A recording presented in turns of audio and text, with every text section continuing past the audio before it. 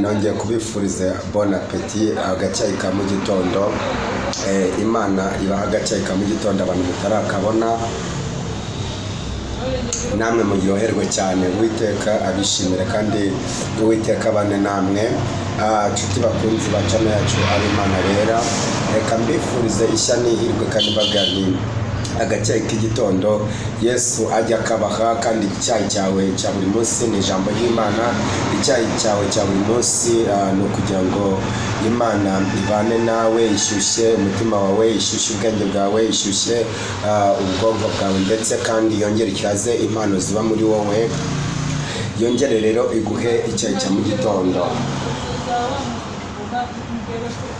So rero nshuti bakunzi ba channel yacu ari Imana Bera, Imana ibahe imigisha myinshi cyane kandi bishimire 5/5, kandi amahoro n'amahirwe biboneka ku Mwami Imana biganze ku buzima bwanyu. Rero nongeye kubifuriza mugire ishya n'ihirwe, kandi inshuti zanjye munamwe mubone ibyo kunywa, Uwiteka abone ibyo kubarengeza. Abatagira ibyo kunywa, abatagira ibyo kurya, abatagira ibyo kwambara, Imana ibibahe mu izina rya Yesu Kristo. Uwiteka rero abane namwe, abishimire, abafashe, abakomeze, kandi ineza yiyera iboneka ku buzima bwanyu. Yesu rero abagirire neza.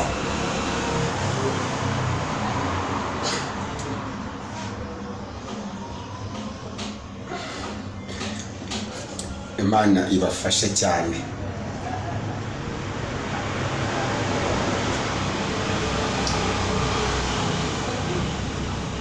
Urakoze Mwami Yesu, we waduhaye kunywa icyayi cya mu gitondo.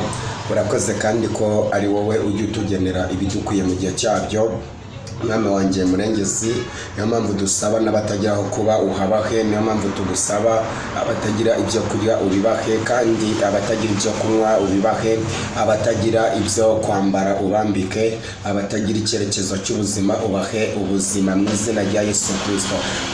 Mwibutsa rero gahunda ni yindi, ushobora kujya muri YouTube yawe channel ukandikamo ijambo Abimana Bera, ugasacinga, warangiza ugakora subscribe.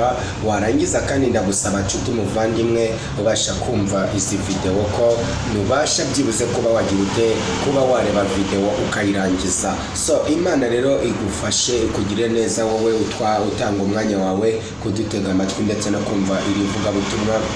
Amahoro y'Uwiteka abane namwe mwese, Uwera abiteho cyane. Murakoze cyane cyane cyane.